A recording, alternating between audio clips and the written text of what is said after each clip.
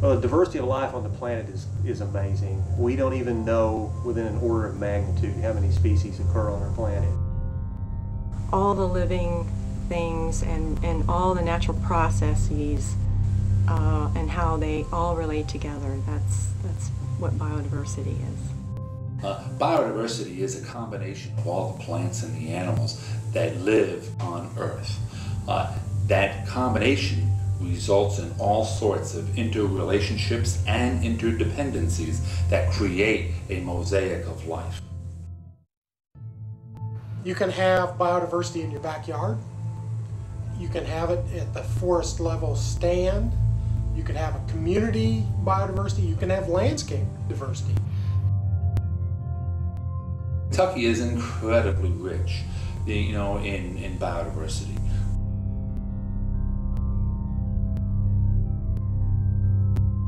We still find new species in our state every year, or species that were unknown from the state. And we still occasionally find species that are new to science, that are unknown to science, have never been described formally. I hope that people realize that biodiversity, the plants and animals, natural communities in our natural landscape are linked to environmental health.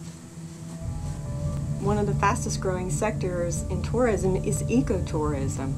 People want to reconnect with nature. They want to relieve stress. They want to be out in the environment where they reconnect with themselves.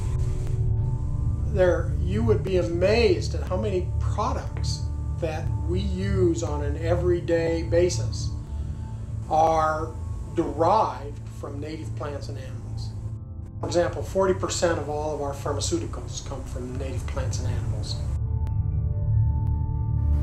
The goods and services that are provided by the living things that are around us are essential to our well-being and our survival. Has biodiversity decreased in Kentucky over the years? Absolutely. There's no question about it. I think everybody can see what is happening, to our landscape. The woodland you used to see at the edge of town is now a new subdivision. And if you take that on the broad scale, on statewide, that's exactly what is happening to our lands and the biodiversity that used to live there. The conversion of forests and fields into agricultural land, developed land, highways and corridors, urban areas, and the expansion of urban areas today is a major issue in the case of biodiversity, as over 130 acres of land are being converted daily from forests and fields into something else. The biggest problem with all of our species is just loss of habitat. As I mentioned earlier, many of our rare species are rare because they live in a very specific type of habitat. They live in a cave, or they live in a glade, or they live in a prairie, or they live in a wetland. As we drain our wetlands, as we convert our prairie habitats to agricultural land, as we abuse our cave systems by filling in sinkholes that lead directly into the caves, it affects the fauna that live in those places. You cannot develop land at a rate of 130 acres a day, and you cannot continue to degrade the environment. You cannot continue to introduce new exotic plants and animals and expect biodiversity to increase. The other thing that affects all of this, that is even overriding, is the entire issue of global climate change. And we are seeing the evidence of that in Kentucky. I think our laws are very weak in the Commonwealth of Kentucky.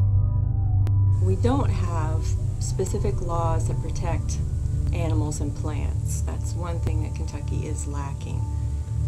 We could do a lot better job, I think, in educating citizens and helping them to protect biodiversity that they have on their own private land. We're the group we're called ECOR, and we specialize in going into outdoor classrooms and other small projects around the community to get kids more involved, to come outside and make them enjoy outdoor classrooms. And I do believe biodiversity is really important, and integrating that into the educational systems by creating outdoor classrooms.